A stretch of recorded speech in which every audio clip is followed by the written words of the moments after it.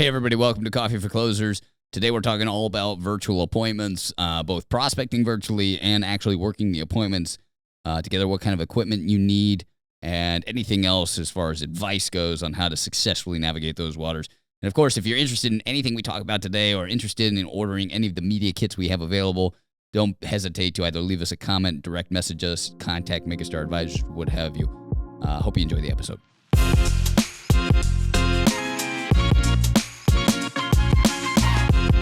All right, everybody, welcome to Coffee for Closers. Alex Wellings here with Rick Kallmeyer, of course, and we're talking about what you need for your virtual office.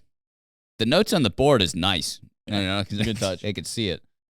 Anyway, hot topic that's come in a ton, obviously over the last couple of years, but really the last couple of weeks we've had a ton of folks looking for, like, oh, what's the secret? It definitely is like the number one thing when folks come in to come and see our setup in the studios. Like, this is how we're going to do, because we, obviously have had so much to do about preaching about virtual appointments and, anyway, they come in with the idea that they're going to learn how to do virtual appointments. And a lot of folks are like, part of that learning is going to be, how do I set up my office at home? And it's, kind of a head scratcher for us, because I think people generally just way overthink this. Yeah. Maybe some of it because of what we thought in the very beginning was necessary. And I do think I agree still with, at the time, that was what was necessary, is to have something really different and be standing during your appointments and have video cameras, really a great session going on.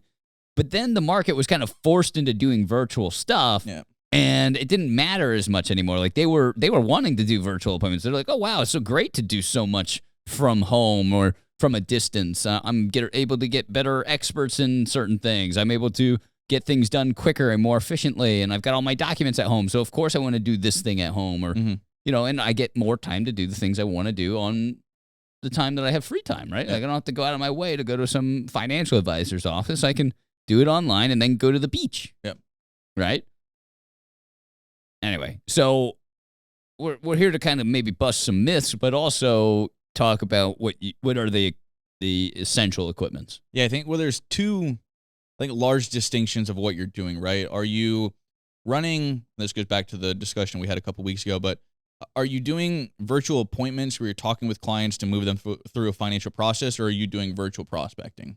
Because that's two very different things, I think, of what you need as far as equipment goes, right? Are you doing webinars? Are you doing like a podcast like this? Are you doing a channel to try to generate appointments through that, or are you just doing appointments? Good point. Right. So let's talk about both, right? So first thing would be, let's say about prospecting, virtual prospecting. That's a whole nother bag of wax. Yeah. And that really lends itself to some of the things that we talked about earlier in the system, but it was getting all mushed together. Yep. Right. It's like, this is what you need for everything. I don't even think way back in the day we were using our stand-up facility to run the actual appointments with it. It's just to capture the prospects. So you're so right. But it's like, if you're going to run a prospecting system to capture virtual prospects, then you're going to give webinars. You better get invested in some sort of studio, get a background like we're getting, get professional lighting, take classes on the professional lighting. We do some teaching and etiquette on that sort of thing here at Megastar. There's plenty of stuff online as well for that. Yeah, there's a lot of teaching efforts there.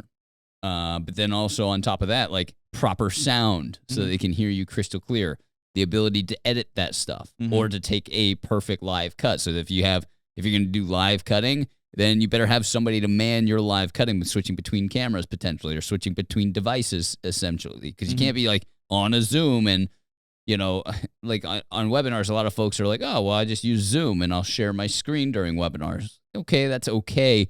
But everybody hates the dead time in a Zoom while you're figuring out how to change from one share to the next. Oh, I end this share and do that. And a lot of advisors struggle filling that dead space while they're also trying to figure out their computer screens. Right? And so, a better format of doing that is having live cut tools and having somebody to man those boards. Like, for instance, back when people did nothing but in-person workshops, majority of advisors would have somebody of their staff or a wife or a spouse or something come to the presentation with them and check people in and do all those things. Well, you don't necessarily need to do that anymore with webinars. So if you're doing webinars, then potentially you have that same person man the video equipment to do live cutting so that you look like a rock star and don't have any dead space. Yep. So if you want to draw on an iPad and have it show up on the screen for every viewer on the Zoom call to see, then they just push a button on a switchboard and it switches to your iPad. And they can do a picture-in-picture, and they're just constantly editing, but you have to spend some time training that person. Now, we at Megastar train those people on those types of things, and that's part of the coming into the office and having show you what people, technology you use to do it. Tech to do sort of things like that. If you're going to do a podcast like Coffee for Closers, well, shoot, this is a ton of work. Yep. Yeah. I mean, to do it well. Yep. Right? It's like we're filming multiple times a week. We have to stick to a consistency script. We have to have, the better you are, the better the editing, the better the sound. You have to have good content that you're constantly putting out. So there's a lot to go into that. And then you have to promote it. Yep. You have to have a good, cost-effective way to promote that thing so that you can get people in, and then have call-to-action methods if you're going to do that. We don't have a lot of call-to-action on Coffee for Closers. It's just good information. Yeah.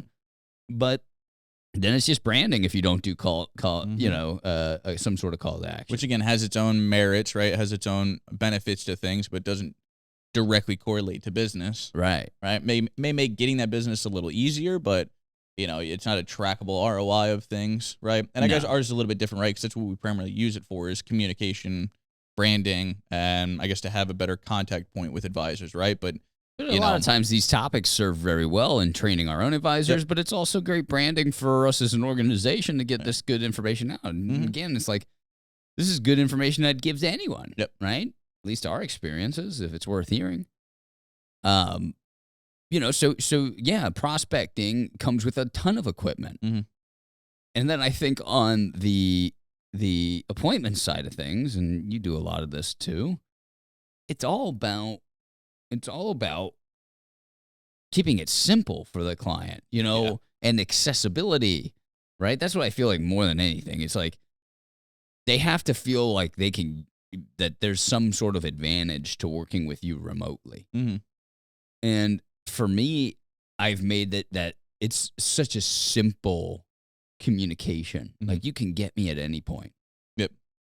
You have to so for us, when we're dealing with prospects virtually, the communication, if I get emails from prospective clients or current clients or people going through the proposal process, those folks get top notch. You send me an email or text message, you might hear back from me within seconds. Yeah. You might, so tell me the last time your in-person advisor got back to you on something immediately.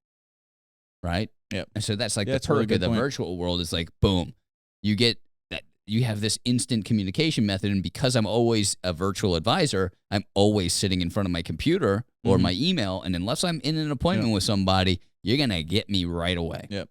Not like a week from then or the next day in a phone call or some assistant or something like that. You're going to get back from me almost immediately. And if not, you'll get like an immediate communication like, hey, I'll call you right back. And so that's a huge plus for the clients. But there's no technology that's like outstanding. Yeah. I mean, on the appointment side of things, I would say, I think beneficial pieces. One, I really like either an iPad or a stylus pad, right? If you don't have like a Mac device, having something that you can use as like a stylus pad to draw on, right? Especially if you're like a paper kind of advisor. You've grown up doing things in the paper world. You enjoy drawing thoughts out. But that's why you got to have an iPad. You got to suck it up and get an iPad because that Apple Pencil is like writing on paper. Yep. Well, again, if you have a PC or Dell, right? I mean, yeah, obviously if you can switch to Mac everything, right? But again, they do make stylus pads, art pads for like a plug-in, Ethernet plug-in to the computer you can use. And again, shows how much I know. Do they do that? Yeah, absolutely. They're not clunky, are they? No, they're all right. Some of them are good. Like that's what, tattoo artists and a lot of artists use that don't use like a Mac and stuff. That and then that Surface tablet. Yeah. That Surface tablet was pretty good. Yeah. Yeah. That as well. And, I think laptops have pretty solid cameras now. But also like spending the time on whatever platform you're going to use, Zoom, GoToMeeting, GoToWebinar, Google Sheets or share Google Meet. Google Meet, is it? Yeah, Google Meet. Teams. Google or Teams for Microsoft. Microsoft Teams. Yeah. Whatever you're going to use, master it. Mm-hmm. And quite frankly, if you're really going to be a master them all. Yep. You got to know how to get out of trouble. Mm-hmm. A lot of different companies have, over the past 2 years, pushed certain providers that they think works better, right? Like we do a lot in the different public sector markets. They like the Teams a lot. They're not really big on Zoom. I do think they're big on Zoom. I mean, I think they don't use it in their company, but I do think almost everybody has become acclimated with Zoom. Like how many birthday parties for the last 2 years have been virtual on Zoom, and how many, I'm agreeing with that, but I would say don't not learn Teams when that's what they use for the work, right? Again, knowing both platforms, knowing different platforms, and being comfortable with the system, I think has a huge advantage.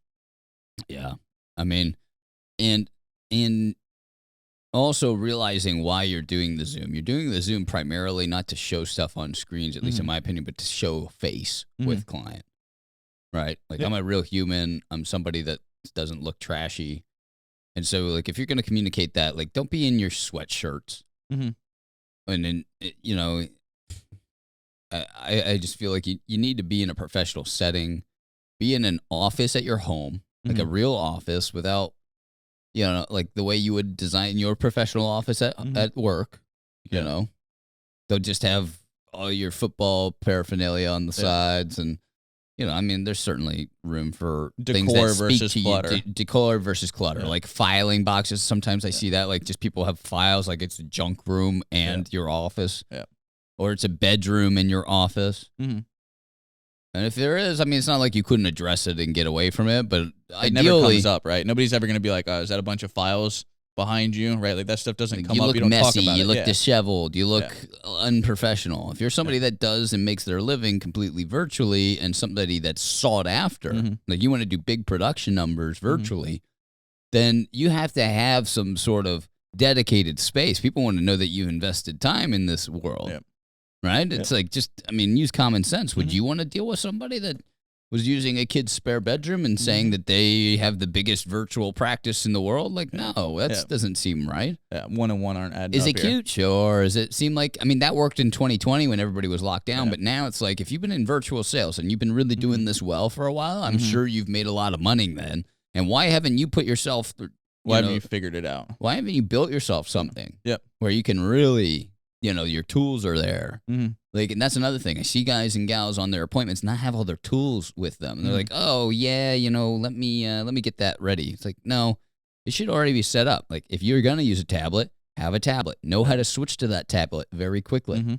Have the reports already ready. Get emails prepped so that you can send emails like if in one of our steps, it's sending the benefit analysis. I've got the benefit analysis attached to the email, ready to go to the prospect the second I get them on the platform, whether it's a phone call or a Zoom meeting. And the second I get a hello, it's like, bloop, send it. Hi there, looks like we got our 2 o'clock, so it's still good time for you? Yes, perfect. All right, I just shot you an email with the benefit analysis, should have just landed in your inbox. Is it there? Oh, yep, just came through. Yeah. That's somebody that does this all the time. Not killing 10 minutes waiting for the email to... Trying to figure that out, doing whatever. And then from there, it's like, all right, pull it up. We're going to go page by page together, if that's your stick. If it's the other way around and you're going to go through a Zoom platform screen share, it's like, all right, I'm going to share the screen real quick. We're going to go through this benefit analysis, start to open up questions, and blah, blah, blah. And then knowing how to switch from one screen to the other. Knowing to declutter your screen. If you're not somebody that knows how to share different individual applications, which is definitely the smarter thing on Zoom. If you don't know what I mean. There's other videos out there where we dissect Zoom calls in particular. Maybe we should redo one of those, Dylan. I think that might be a good idea. Yeah. But anyway, like the idea is being that how to, if you are going to share your entire screen, declutter your entire screen. Don't have messages coming in from the missus. Yes. Don't have, other emails coming in and notifications going off on your computer screen, because they're seeing your entire screen. Yep.